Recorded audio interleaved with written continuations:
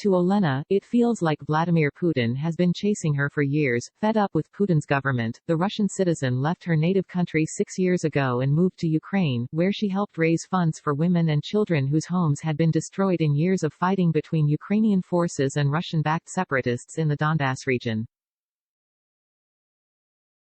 Then, this week, she was on the move again, fleeing her adopted home of Kyiv ahead of Putin's invaders. It looks like I'm a double refugee now because first I fled from Russia because I was against Putin, said Olena, who spoke on condition that she be identified only by her first name for fear of reprisals against her or her family. I fled from Russia, and then Russia came to Ukraine. Olena and 5 colleagues left Kyiv after 3 nights in a bomb shelter, the thuds of explosions reverberating. They arrived in Hungary on Thursday after a harrowing, 3-day flight. Seated on a train in the Hungarian border town of Zahony before departing for the capital of Budapest, Olena said she had participated in anti-Putin protests in Russia but came to realize that Putin will just rule for as long as he lives. So I chose to vote with my legs and leave. She moved to Ukraine, she said, because she was inspired by the Maidan revolution of 2014, when sustained protests forced the ouster of Ukraine's Moscow-backed president, Viktor Yanukovych. As long as Putin is in power, I will never go back, she said. But now, Ukraine was no longer an option, either for her or for the hundreds of other refugees who boarded the train for the 5-hour journey from the border to Budapest. Dozens of volunteers greeted them, offering food, transportation and accommodation. Olena was grateful to be in friendly territory, but the future looked uncertain. I have no home, I don't know what I'm gonna do.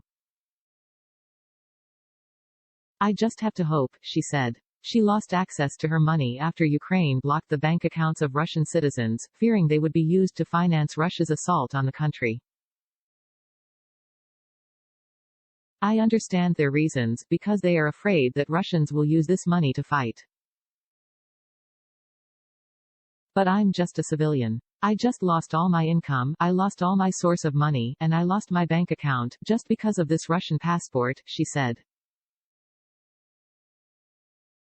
That passport, she said, caused her problems on the journey from Kyiv.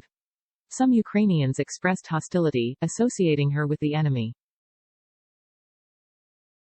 But she stressed that many Russians, at home and abroad, oppose the war, and she hopes people would separate the government from common people that don't want to fight. Ukrainians are like a brother people, she said. We can't fight amongst each other.